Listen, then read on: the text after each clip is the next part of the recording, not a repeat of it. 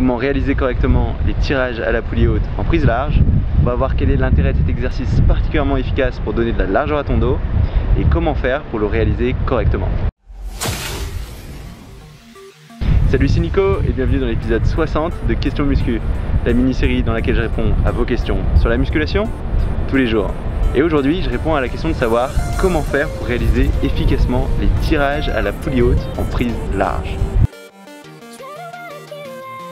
Parce que quand il s'agit de donner de la largeur à ton dos, ces tirages à la poulie haute en prise large, ils vont être particulièrement efficaces. Et ça va même être un de mes exercices préférés pour donner de la largeur au dos. Et je les préfère même aux tractions dans certains cas de figure. Et ce sera particulièrement vrai si tu es un pratiquant débutant intermédiaire qui n'a pas encore énormément de niveau. Parce que cet exercice des tractions, il est assez facile à tricher, mais il donnera pas beaucoup de résultats. La seule façon d'avoir de gros résultats, ce qui est tout à fait possible avec les tractions, qui sont vraiment un très bon exercice, ça va être de le faire correctement.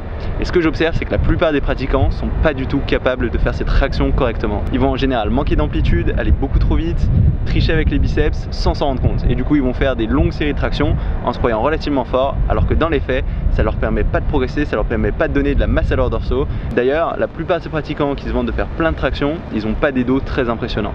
Et moi, ce que je te conseille de faire, si tu es un pratiquant débutant ou intermédiaire, c'est plutôt de te tourner vers ces tirages à la poulie haute en prise large dans un premier temps. Voire même à un niveau avancé, ça va avoir pas mal de sens de continuer à les faire, même si à un certain point, ce sera intéressant aussi d'incorporer des tractions dans ton programme. Mais pour commencer, ces tirages à la poulie haute en prise large, ils seront largement suffisants pour bien isoler la partie haute de tes dorsaux et développer ce fameux V. Donc aujourd'hui, je vais t'expliquer exactement comment les réaliser correctement. Alors tout d'abord, ce qu'il faut que tu saches, c'est que le V de tes dorsaux, ça va pas être un seul muscle. Ça va être tout un ensemble de muscles et ce sera important de tous les cibler si tu veux réussir à construire ce V. Et il y a beaucoup de pratiquants qui vont faire que ces exercices de tirage avec les prises les plus larges possibles, en se mettant le plus aux extrémités de la barre. Mais le problème de ça, c'est que tu vas cibler que la portion vraiment haute de tes dorsaux. Et du coup, ces pratiquants-là, en général, ils vont avoir un début de V vers leurs épaules et après, ça va finir tout droit. Ils vont plus du tout avoir de V dès qu'on va commencer à descendre un peu. Et ça va être lié au fait que la portion haute de ton V, ça va être lié à un ensemble de petits muscles, grand rond, petit rond, infra-épineux, alors que le gros de ton V, la portion un peu plus basse, ça va être lié à un autre gros muscle qui est appelé le grand dorsal.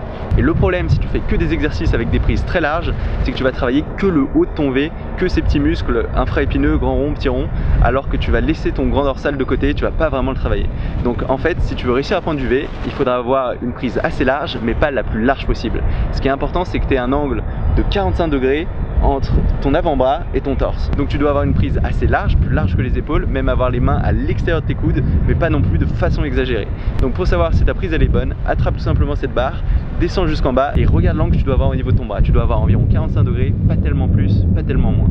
Parce que c'est comme ça que tu arriveras le mieux à cibler tout l'ensemble de ton V. Pas juste la portion haute, pas juste la portion basse.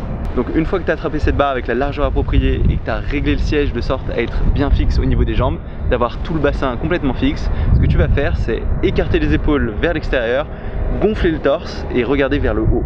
Comme ça, tu vas te mettre dans une position avec le dos creux et le torse bien ressorti où tu vas beaucoup plus facilement isoler les dorsaux et pas trop utiliser ni les biceps ni l'arrière d'épaule.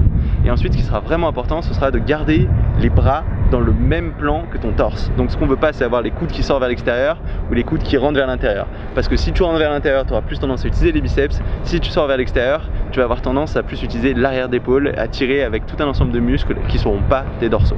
Donc ce qu'on veut, nous, c'est que tes bras ils soient vraiment dans le même plan que ton torse, avec ce dos bien creux, ce torse bien gonflé, bien ouvert, que tu regardes vers le haut pour avoir une position naturelle de la colonne. Et là, ce que tu vas faire, c'est penser à écarter les coudes vers l'extérieur. Tu ne dois pas penser à tirer la barre vers toi, vers le bas. Essaye plutôt de te concentrer sur le mouvement de tes coudes. Parce que les dorsaux, ils vont entraîner un mouvement de l'humérus, c'est-à-dire de la portion entre ton épaule et ton coude. Donc en te concentrant vraiment sur le mouvement des coudes plutôt que sur le mouvement de la barre, ce sera plus facile de bien isoler ces dorsaux. Parce que si tu penses à tirer la barre, tu auras plus tendance à utiliser tes biceps. Donc concentre-toi sur le fait d'écarter les coudes vers l'extérieur, de reculer ses coudes vers l'extérieur et vers le bas, et naturellement tu devrais avoir tendance à utiliser bien ces dorsaux. Surtout si tu fais bien attention à avoir ces coudes dans le même plan que ton torse, avoir toujours ce torse bien gonflé, ce dos bien creux.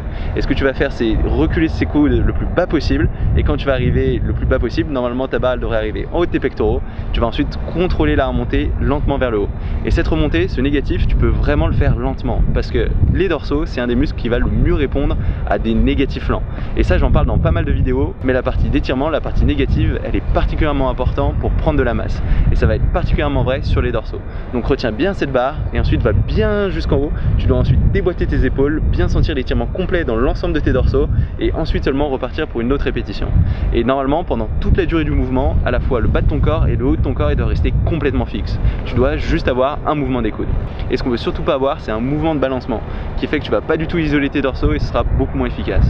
De la même façon qu'on doit pas avoir les coudes devant ni les coudes derrière, sinon c'est d'autres muscles qui rentrent en jeu. Mais une fois que tu as bien pris en main cet exercice, tu dois très rapidement sentir la contraction dans l'extérieur de tes dorsaux. Et encore une fois, si c'est pas le cas, c'est probablement que tu as mis soit trop lourd, soit que tu n'as pas la bonne position, soit que tu vas trop vite. Donc prends le temps de commencer avec des poids relativement légers. Grâce à la poulie et à la tension continue, tu vas sentir très facilement ces dorsaux, il n'y a pas besoin de beaucoup de poids.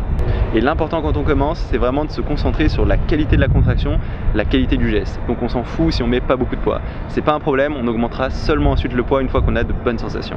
Et voilà, ça va être tout pour cet exercice des tirages à la poulie haute en prise large, qui est vraiment selon moi un super exercice pour commencer à donner de la largeur à tes dorsaux. Je te conseille de l'essayer à la place des tractions si aujourd'hui tu n'as pas eu beaucoup de résultats en faisant des tractions. Je suis sûr que ça te donnera de bien meilleurs résultats. Et si tu as aimé cette vidéo, n'hésite pas à mettre un petit pouce bleu. Tu peux aussi t'inscrire à ma chaîne YouTube si tu ne l'as pas encore fait pour savoir quand je sors de nouvelles vidéos. J'en sors tous les jours. Et du coup on se retrouve dès demain pour une nouvelle vidéo. Salut!